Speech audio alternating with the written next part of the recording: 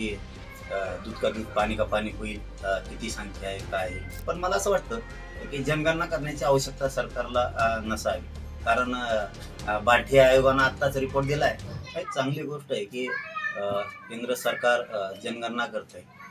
जनगणना होणं गरजेचं होतं कारण इंग्रजांनी केलेली जनगणना होती.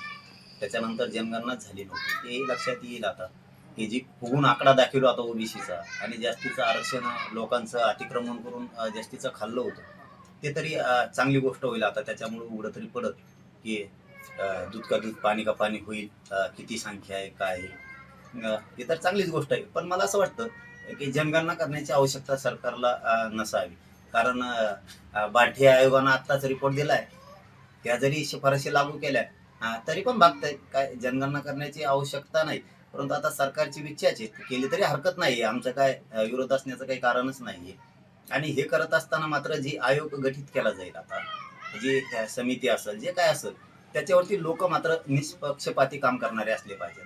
नसता त्यांनी उगाच फुगून आकडा दाखवायचा आणि मग पुन्हा आंदोलनाच्या पवित्रात देशातले लोक जायचे, असं व्हायला नको. याची काळजी मात्र मोदी साहेबांनी केंद्र सरकारनं नक्की घेतली पाहिजे की त्याच्यात सगळ्या जाती धर्माचे लोक असले पाहिजेत आणि निष्पक्षपाती करणारे लोक पाहिजेत. नसता मग हे असे लोक आहेत, हे नेते काही, की हे त्या आयोगाकडून आकडा फुगून घेणार. मग ते पुन्हा पुन्हा प्रॉब्लेम उभा राहणार.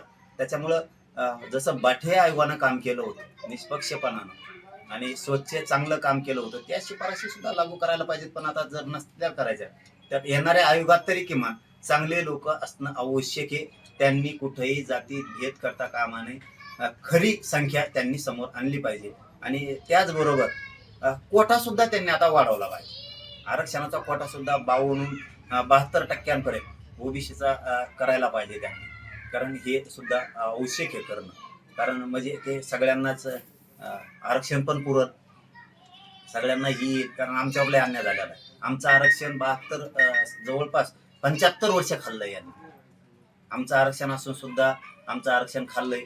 आमचे पोरं सुशिक्षित बेकार झाले सगळे. त्यामुळं सरकारनं आता निष्पक्षपातीपणानं जनगणना करावी ही सरकारला विनंती आहे आणि आयोगात मात्र चांगले लोक असणं गरजेचं आहे.